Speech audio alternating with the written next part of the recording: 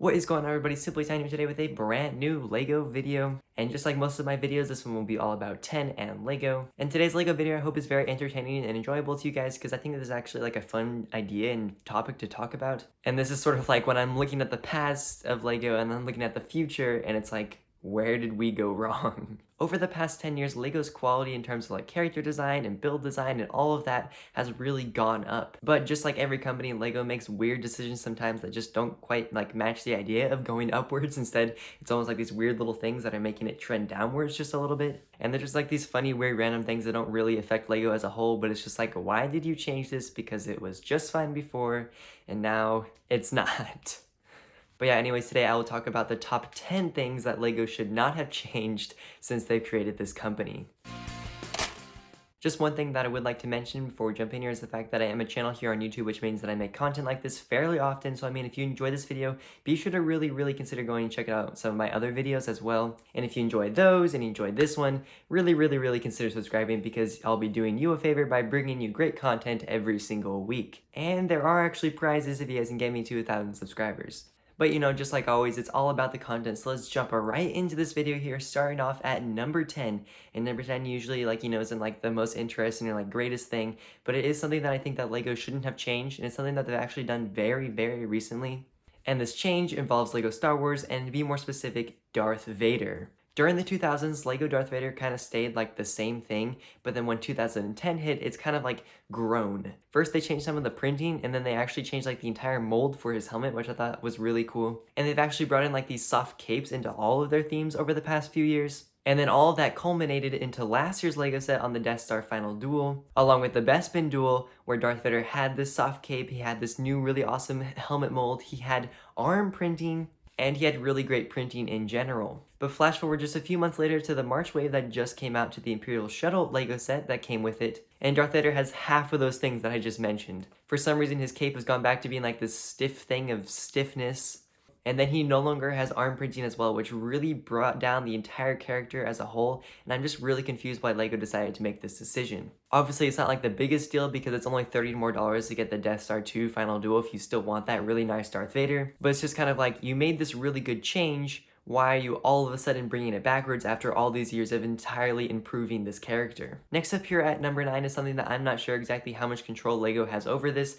but it is LEGO, so it's like, you know, this is kind of falls over the same category. And this one has to do with the LEGO Ninjago television series. For some reason, about 2 years ago, after they did the March of the Oni special, they've suddenly changed the way they've done this show into like weird 10-minute segments. And to me, that's just a really weird thing because 10 minutes is not enough to get like any storyline going. And it really brought down the entire like quality of the storyline of the show in my opinion, because 10 minutes almost makes it feel like this weird like brief afterthought rather than actually like trying to develop this really cool and fun story for like kids and, you know, people who are adults who are still into Ninjago. And sure, it is like the same amount of content, but at the same time, if it's the same amount of content that you're getting because they doubled the number of episodes they made, why didn't they just keep with the same number of episodes and still make them 20-minute episodes? That way it felt like you were still getting more every single time you watched one.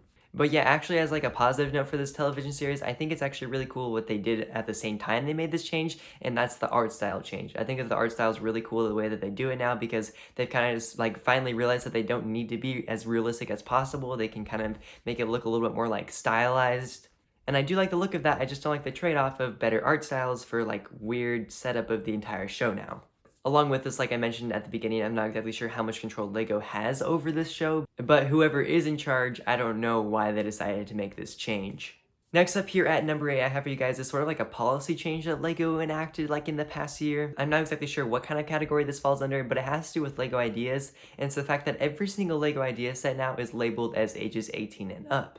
I'm pretty sure this started about a year ago with the LEGO Grand Piano being ages 18 and up, but since then, no matter what the set is, it's been labeled at this same age range. They next moved on to labeling LEGO Sesame Street as ages 18 and up, and now, like basically about now, but more like a month ago when they revealed the set, Winnie the Pooh is for ages 18 and up. And then there are other sets out there, but LEGO Ideas is just like the pinnacle of this to me because it's just sort of like the biggest example of like what's kind of wrong with this whole 18 and up idea. And it's the fact that Sesame Street is not for ages 18 and up. Like there's not that many people out there who are adults who want the Sesame Street set, and there are a lot of kids who do. But then this 18 and up thing is probably like deterring a lot of kids away from the set because they think that because it says 18 and up, they can't build it. So I mean, I'm just curious to see exactly how that marketing thing has done for sets like Sesame Street when they could still easily be geared towards a kid audience. I think that the ages 18 and up thing was a good thing that LEGO introduced, but they just kind of spread it out way too far. Like, not every single set you make over $100 is only for adults. And for some reason, LEGO thinks that that's the case.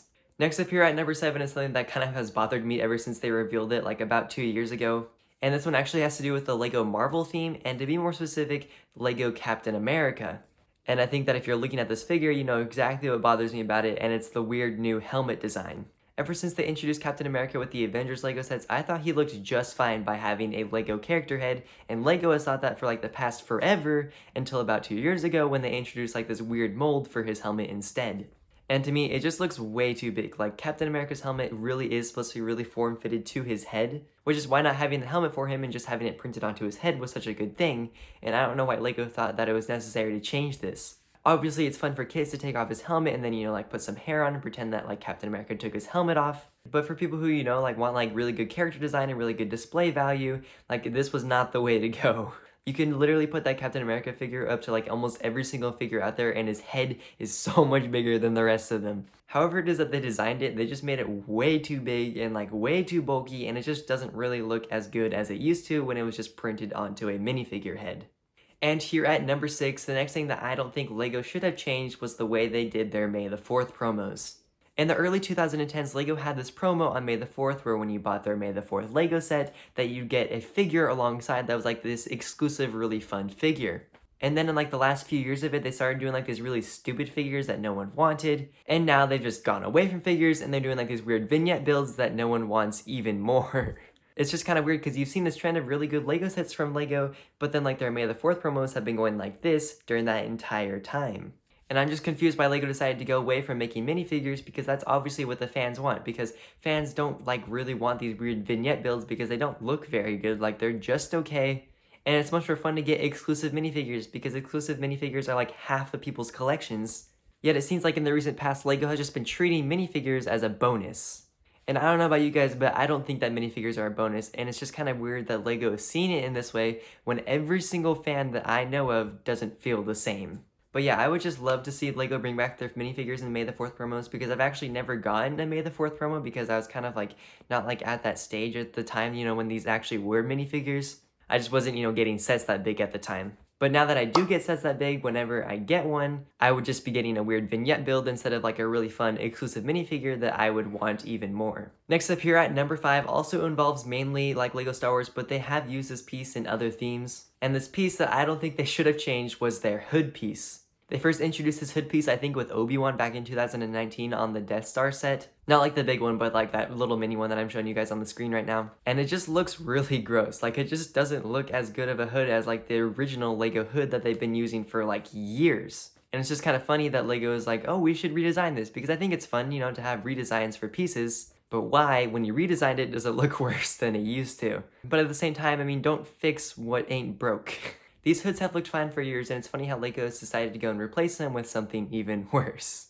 My fourth thing here that LEGO changed that has bothered me so much ever since they changed it is something that you might not see coming, but something that you will totally agree with when I mention it, and that is the LEGO VIP program. Back in the day, like in the early 2010s, and you know, spreading into like maybe about like a few years ago, the LEGO VIP program has been this very simple but fun thing where, you know, once you get like 100 points, which is basically where you get 1 point every single like dollar you pay. So every single $100 you pay, you get $5 towards a new LEGO set. And it was really nice and simple because every single time you just went up and you swiped your card through the thing, and it was like, do I have $5 or do I not have $5? And if you had $5 available, then they'd use it, and if you didn't, then they wouldn't use it. And instead they add the points from your purchase onto that VIP card. But for some reason, LEGO felt that this needed a change, like it couldn't be simple. Like for some reason, they didn't think that a simple program was good enough for them. And now they have this like really weird, really complicated thing where you have to go through and specifically like purchase a $5 off thing that then, you know, expires within the next month. Or they even have like these weird random things that you can go and waste your points on. And I just don't understand why they felt this was a good idea, because the VIP program was simple, and that's why I liked it, because it was just really nice and easy, and just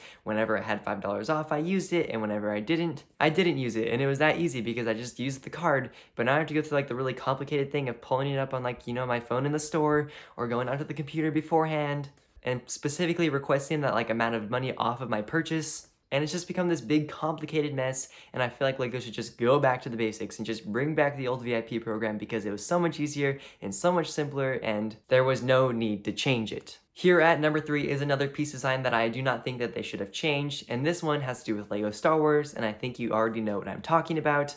And what I'm talking about is the Stormtrooper Helmet.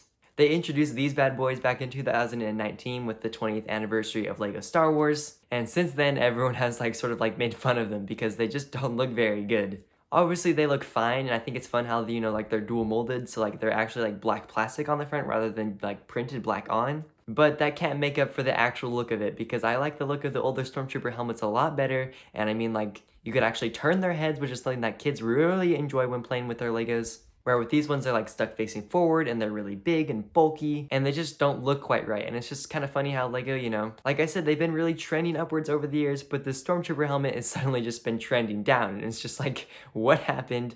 Why do you guys still like think that this is a good idea? Obviously, there's a lot of hate out there. If when you look it up, there's like a ton of memes about it. And if the fans are telling you to change it, why haven't you changed it yet? Because obviously you should value your fans' opinion because that's who you're selling to. And if the people you're selling to don't like what you're selling, then what are you doing? Next up here at number 2 is a helmet design that bothers me even more, and this one is from LEGO Marvel, and this is probably what you thought I was going to mention before I said the Captain America helmet last time. But no, this one does not deserve to be all the way down there at number 7. This one is like a number 2 kind of thing, and it's the Iron Man helmet. That was like one of the coolest parts about that LEGO Quinjet set that I bought like about 10 years ago when the Avengers movie came out. And it was the really awesome Iron Man helmet where you could put it on his head, but then you could still flip it up and you could see his face, but then you could still have his helmet on. And you just felt like a legend with that helmet because you could like recreate so many things with it and like act like Iron Man actually could take his helmet off like the really cool way where it like sort of shrunk on off of his head. And it was honestly like one of my favorite pieces as a kid. And in fact, like that little visor thing got so loose that it just fell off whenever I did anything with it because I loved it so much and I used it so much because it was really cool and really fun. Yet for some reason, 2 years ago, LEGO felt the need to change it and they introduced this like wonky thing. I don't even know how to explain it exactly. I just do not like the design of it. I thought it was actually cool when they did it for like the classic Iron Man look and the little bit older LEGO set that they made like way before they introduced like the revamped Iron Man figure. But just for like normal Iron Man in general, I really like the old helmet design better, and I don't understand why LEGO changed it because I loved that design and it was so fun, and I would be really surprised if LEGO never brought this back because I just think it's so much better than the new one. My final thing on my list for you guys at number 1 is something that I am really bothered about and something that I'm not looking forward to, and it's the change that they're making to the LEGO minifigure series. Obviously, it's not official yet, but it's a pretty heavy rumor that the minifigure blind series bags will be replaced by blind boxes.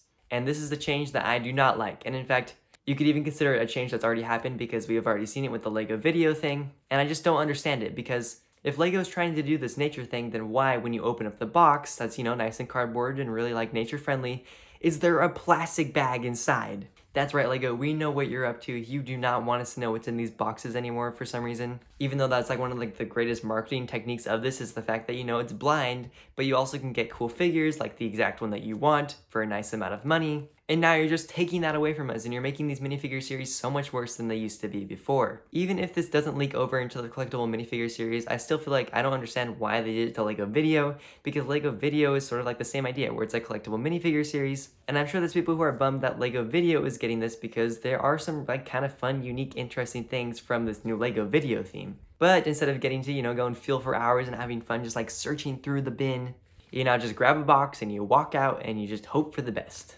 But yeah, I just couldn't believe it when I saw like someone's unboxing video. It might have been Just Too Good when he unboxed it and there was a plastic bag inside and it was just like...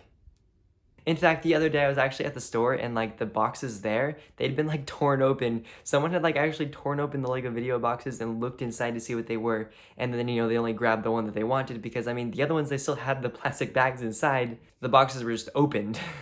And if that's just randomly happening at a store near me, that just shows how many people do not like this new thing that LEGO has introduced. But you know, despite all these 10 downfalls, LEGO is a really fun company and I enjoy all their products, and it's just like these weird things here and there that they do. And I mean, that's just what all companies do. They like to experiment with random things and try new things out. And sometimes they do it just because they're greedy and they want more money. But that's just the way that business works, and it's just kind of what we have to deal with. And I mean, they're just small things. They're just little things. Like, I still love LEGO as a whole. It's just these small things where it's just like, why did they change them? And, you know, you guys should change them back. And I know that LEGO isn't watching this video because, I mean, just look at my subscriber and view count of this video that you're watching. But yeah, I hope I was able to entertain the few of you who are watching. Anyways, that is all that I have to say for today. Thank you so much for watching. If you enjoyed this video, be sure to let me know by leaving a like or even a comment in the section down below, letting me know what I did well, what I should change for the next one, or even like what you don't like that LEGO has changed over the past few years, because I'm sure there's more out there than the 10 that I've mentioned. And like I said at the beginning of this video, if you enjoyed this one, be sure to go and check out some of my other content, or maybe this one was enough to convince you to consider subscribing, because I think that you will really not regret it. But in the end, it's okay if you guys don't do any of those things, because what I'm hoping for is that I entertained you enough that you want to see me in the next one.